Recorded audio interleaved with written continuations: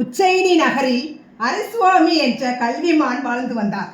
அவருக்கு சோம்பிரபா என்ற பேரழகி மகளாக இருந்தார். திருமண வயதை எட்டிய போது அவள் ஒரு நிபந்தனை விதித்தாள். நான் ஒரு வீரனையோ விஞ்ஞானியையோ அல்லது ஒரு ஞானியையோ தான் மணப்பேன், இல்லையெனில் உயிர் துறப்பேன் என்றார். விதிவசத்தால் ஒரே நாளில் 3 வெவ்வேறு இடங்களிலிருந்து 3 இளைஞர்கள் அவளை தேடி வந்தார்கள். முதலில் வந்தவன் ஞானி. இவன் கடந்த காலத்தையும் எதிர்காலத்தையும் மறைந்திருக்கும் உண்மைகளையும் அறியும் ஆற்றல் பெற்றவன். இவன் சோம்பிரபாவின் தாயை சந்தித்து அவளது சம்மதத்தை பெற்றான். அடுத்ததாக கலை வல்லுனர். இவன் ஒரு பறக்கும் ரதத்தை உருவாக்கும் திறன் படைத்தவன். இவன் சோம்பிரபாவின் தந்தையை சந்தித்து தன் ரதத்தில் அவரை விண்ணில் அழைத்து சென்று அவர் மனதை வென்று சம்மதம் பெற்றான். அடுத்ததாக வீரன். இவன் போர்க்கலையில் ஈடு இணையற்றவன். இவன் சோம்பிரபாவின் சகோதரனை சந்தித்து தன் வீரத்தால் அவனது சம்மதத்தை பெற்றான்.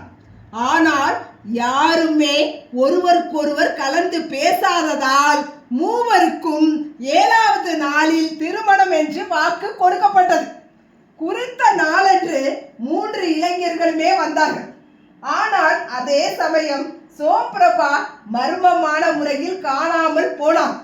ஞானி தனது ஞானக்கண்ணால் பார்த்து தும்சிகா என்ற அரக்கன் அவளை விந்திய காட்டில் உள்ள தன் குகையில் சிறை வைத்துள்ளான் என்றான். கலை வல்லுனர் உடனே ஒரு பறக்கும் ரதத்தை உருவாக்கி அதில் ஞானியையும் வீரனையும் ஏற்றிக்கொண்டு விந்திய காட்டை ஒரு நொடியில் அடைந்தான். குகையில் அரக்கன் வெளியே வந்தபோது வீரன் அவனுடன் கடும் போர் புரிந்து தனது பிறை வடிவ அம்பால் அரக்கனின் தலையை துண்டித்து கொன்று சோம்பிரபாவை மீட்டான். இதில் யாருக்கு உரிமை?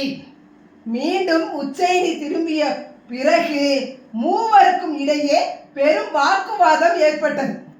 நான் என் ஞானத்தால் கண்டுபிடித்திருக்காவிட்டால் நீங்கள் அவளை எப்படி தேடியிருப்பீர்கள்?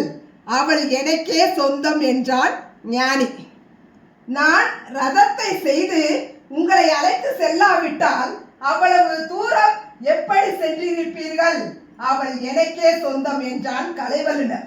நான் என் உயிரை படைய வைத்து அரக்கனை கொல்லாவிட்டால் அவள் எப்படி மீண்டு வந்திருப்பாள்?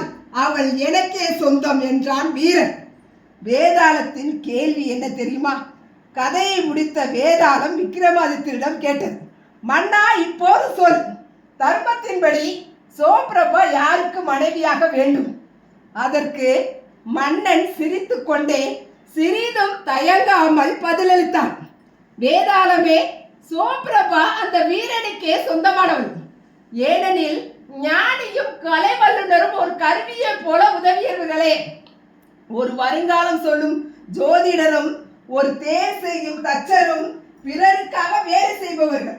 ஆனால் தன் உயிரை படைய வைத்து களத்தில் இறங்கி எதிரியை அழித்து அப்பெண்ணை மீட்டவன் வீரன் மட்டுமே.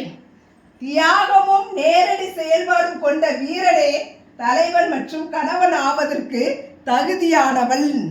ஆகவே வீரனே சொந்தம் என்றான். சரியான பதிலை கேட்டவுடன் வேதாளம் மீண்டும் சிரித்துக்கொண்டே மரத்திற்கு ஓடியது.